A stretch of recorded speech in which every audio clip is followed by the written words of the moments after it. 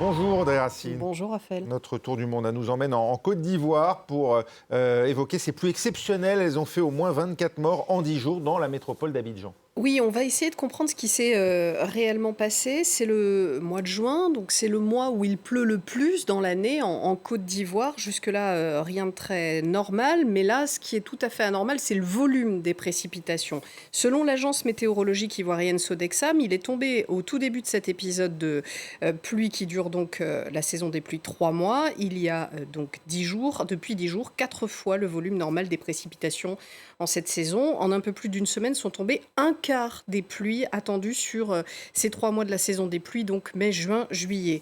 Encore une fois, le suspect, c'est le changement climatique, couplé au phénomène météorologique El Niño qui reflue, mais qui a déjà bien affecté la météo en Côte d'Ivoire depuis le début de l'année. En début d'année février-mars, le pays subissait, à l'inverse, une immense canicule avec des températures qui ont atteint les 41 degrés alors qu'elles ne dépassent pas les 36 degrés normalement cette saison. Les terres étaient donc asséchées, cuites par le soleil et donc, maintenant vous connaissez le système, moins perméables à l'eau de pluie.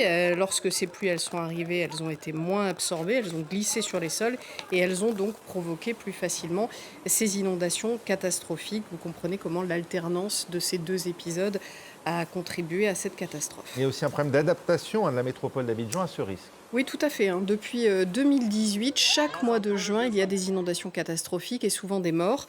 Il y a un problème en fait de circulation de l'eau à Abidjan lié à l'urbanisation. Les égouts sont encombrés de déchets, les zones humides autour de la capitale n'ont pas été préservées alors qu'elles auraient pu servir de tampon à éponger en quelque sorte l'arrivée de ces crues. À la place, on a construit des habitations sur ces zones humides. Le gouvernement a lancé, vous le voyez cette année, une campagne de destruction des bidonvilles qui s'étaient parfois installés sur ces zones inondables.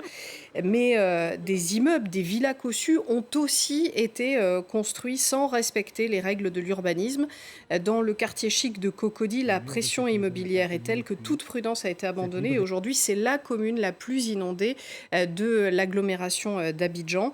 Il est urgent de repenser le plan de la capitale économique ivoirienne selon plusieurs principes. Protéger à tout prix les canalisations d'évacuation d'eau, éviter qu'elles soient bouchées, endommagées, modifiées comme ça a pu se voir par la population, ou tout simplement qu'on construise dessus.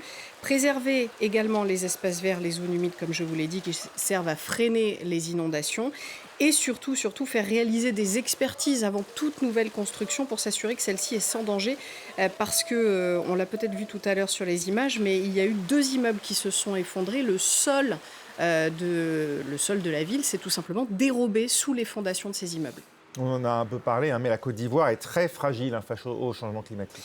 Oui, c'est un des pays qui est les moins armés face à cette catastrophe mondiale. Déjà parce qu'un quart du PIB ivoirien vient de l'agriculture, qui emploie aussi la moitié de la population active du pays.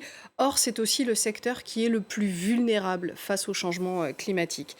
La culture du cacao est très importante dans le pays. Avec les fortes chaleurs, les feuilles des cacaoyers sèchent et ne peuvent plus protéger les fèves. Il y a énormément de pertes. À l'heure actuelle, moins de la moitié de la production attendue est réellement récoltée. Selon le gouvernement ivoirien, le changement climatique pourra entraîner des pertes de 3 à 4,5% du PIB chaque année pendant la décennie dans laquelle nous nous trouvons à l'heure actuelle.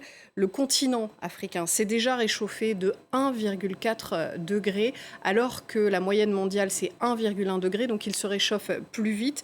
Et pourtant, c'est le moins émetteur de CO2, ce qui explique que de nombreux pays africains seront probablement éligibles au fonds pertes et dommages qui doit indemniser les pays les plus impactés par le dérèglement climatique. Merci Audrey, élémentaire